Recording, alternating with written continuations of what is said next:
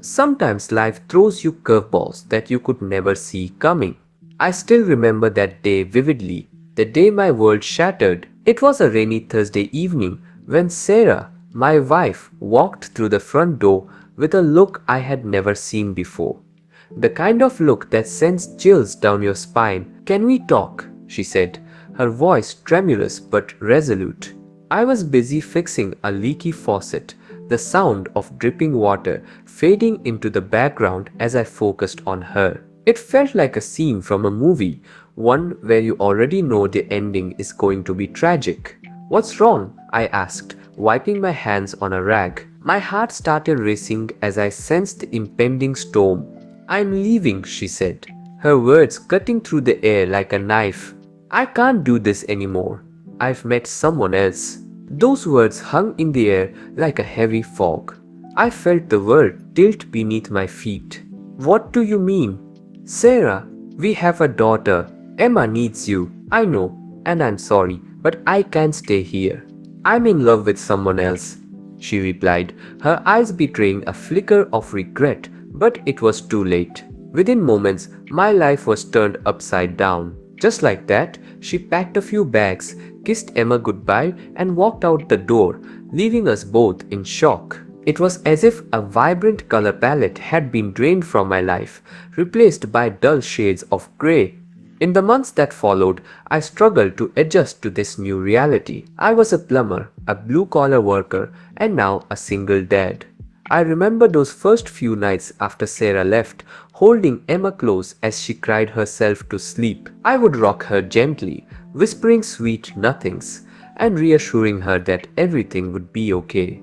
But inside, I was crumbling. I threw myself into my work, taking on every plumbing job I could find. From fixing residential leaks to commercial installations, I worked long hours, often returning home late, exhausted but determined. I learned how to cook simple meals. Macaroni and cheese, spaghetti and grilled cheese, sandwiches became staples in our diet. I helped her with her homework, attended every school play, and cheered the loudest at her soccer games. I became both mother and father, trying to fill the void that Sarah had left behind. But as the years rolled on, I couldn't shake the feeling of inadequacy. Emma was growing up, and I worried she would resent me for being just a plumber, just a working-class dad with grease-stained hands. I wanted to give her the world, but I felt trapped by my circumstances. Then came the day when Emma called me, her voice trembling on the other end of the line. "Dad, can we talk?" I was already bracing myself for the usual small talk. "How's your plumbing business, Dad? How's life treating you?" But this time, her voice felt strained, almost fragile. "Of course, sweetheart," I replied, trying to sound cheerful, even though my heart was racing. I have some news," she said, hesitating. "I'm getting married." My heart skipped a beat. I was thrilled. "That's amazing, Emma. Who's the lucky guy?" "His name is Jason. He comes from a wealthy family," she said, her voice barely above a whisper. "And, I wanted to let you know that you're not invited to the wedding." The words hit me like a punch to the gut. I felt the air leave my lungs. "What do you mean I'm not invited?" "Emma, I'm your father. I should be there on your special day." "I know, Dad, but Jason's family, they have a certain image to uphold. And, well, you know how they feel about people like you." "People like me?" I echoed, anger and sadness swirling inside me. "You mean a plumber?" "Emma, I've worked hard to give you everything I could. I've sacrificed so much for you. Please, just understand," she pleaded. "I love you, but I want this to go smoothly." "It's complicated." Complicated.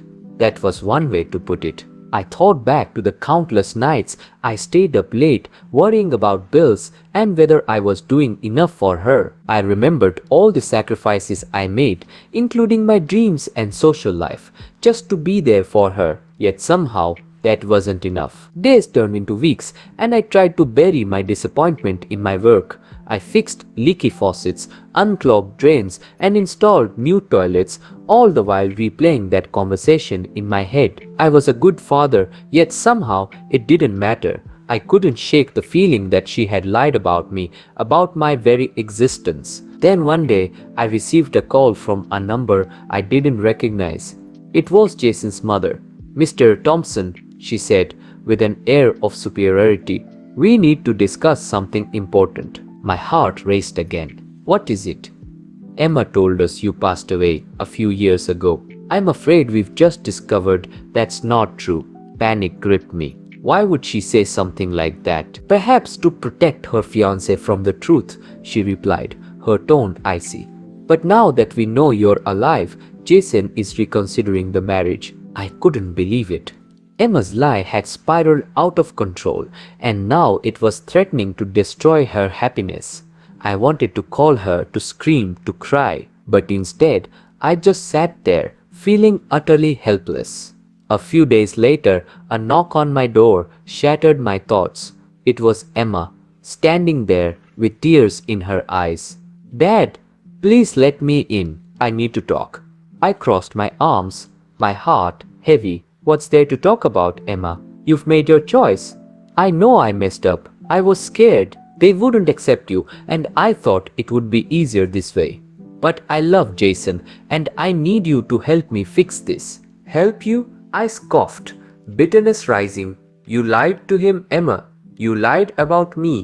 How could you do that?" "I just wanted to fit in," she cried, desperation etched on her face.